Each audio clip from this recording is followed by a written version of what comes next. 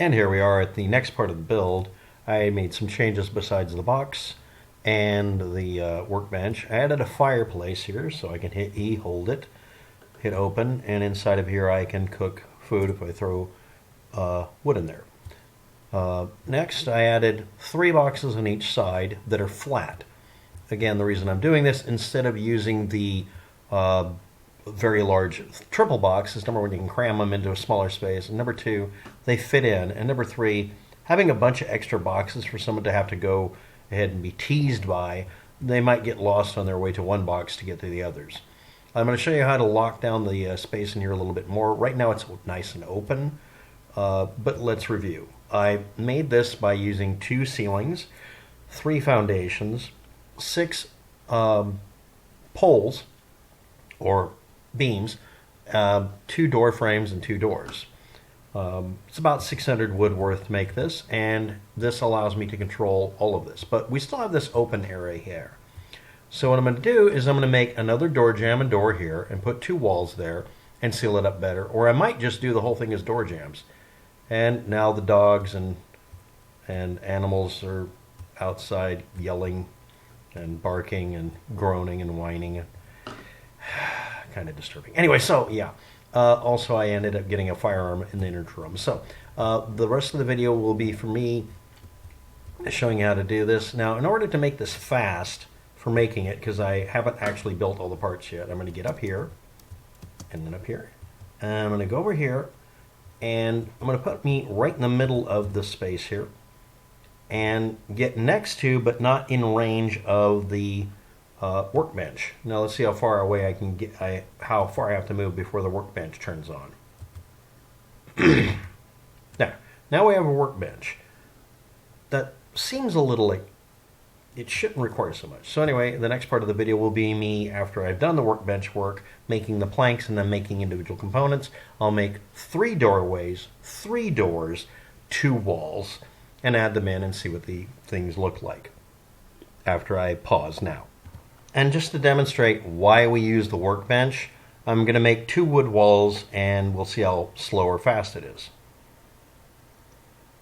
And that's it. I mean, it's either double or triple fast.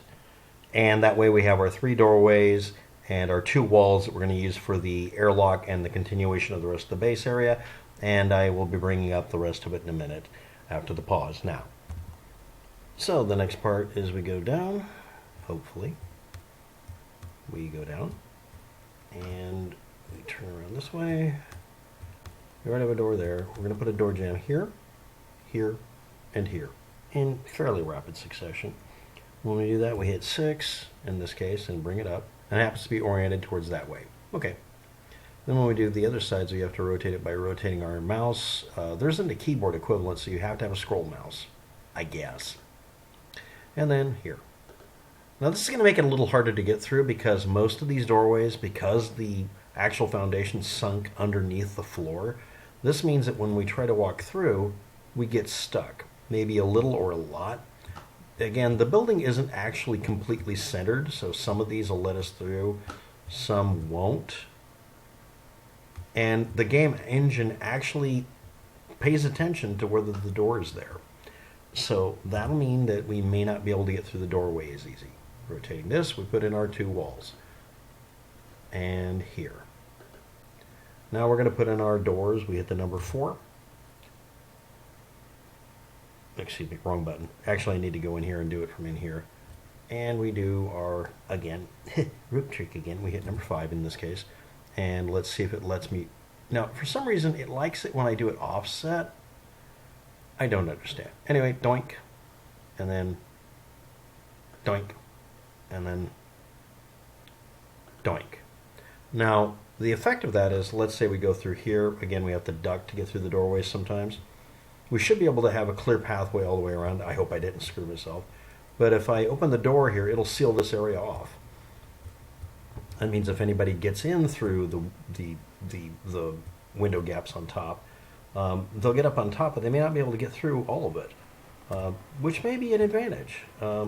Let's see. Yeah, I have to duck to get through this one. And let me close that again. We have this space over here. We can put stuff here, although it can be rated through the holes in the wall. So obviously we don't want to do that. And to make it easier to go through this opening, I'm going to be making it to where I leave that door open. And I'm going to leave this door open too. This makes it to where I can get out of here, because if I'm rushing out to go do something or rushing in to do something, I want as little interference as possible. Then I can just leave them like this, and they'll block off the access through these other areas. And I will change the code like I mentioned in the previous video. You always want to change the code to some known number, because again, the server you're on is probably going to default to giving you a key code for the door and not display it. So if you come back like your local copy of Rust gets messed up or something, it won't know what the code is, so you'll be locked out of or locked in your own base. Now this kind of forms what looks like another doorway. Now there is another option in here I should mention. You can get wood and make expedient barricades that you can stuff in.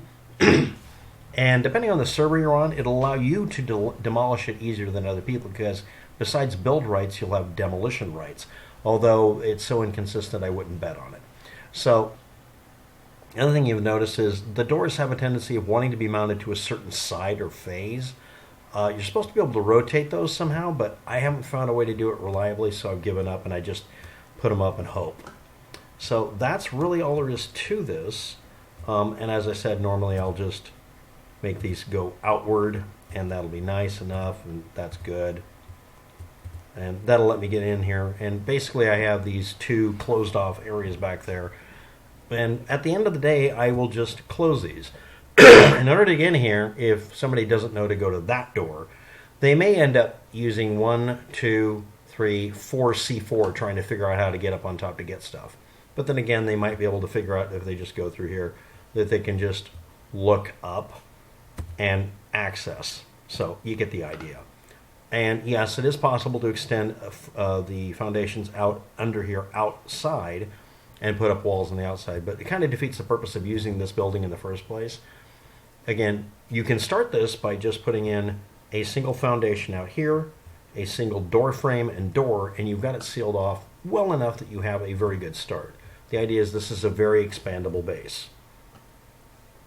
And on that note, I want to point out that if you have trouble where you keep falling down into this gap here, let's say you want to use this as a shooting floor, and you keep falling down through here, even though I did it perfectly by accident, I would like to add, for doing this, if you keep falling through, you can come in here and set down wooden barricades, and they'll fill it up just enough you can't fall down.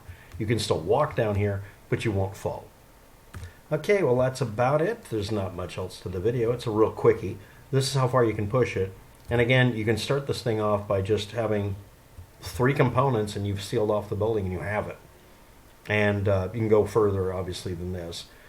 That'll be about it. So thanks for watching, and have a good day, and good luck with all that, and hopefully I can get through this doorway. And thanks for watching my part 2 of the barn build in Rust Legacy. And this is the north barn. The south barn, more northern barn, the south barn does not appear on most servers that allow this, although I did it once before. Anyway, that's about it. And have a good day. Bye.